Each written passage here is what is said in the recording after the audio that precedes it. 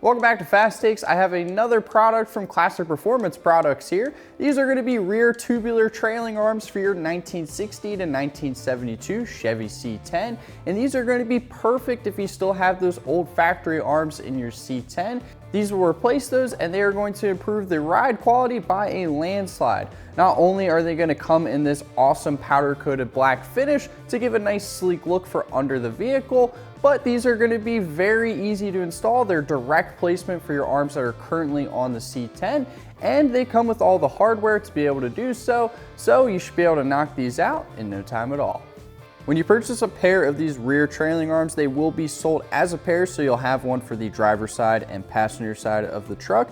And they also feature self-lubricating bushings, so you never have to worry about greasing them up over time or anything like that. These also provide an excellent fit and finish for good looks and function. So like I said, if you're looking to pick one of these up, definitely grab a set off our website.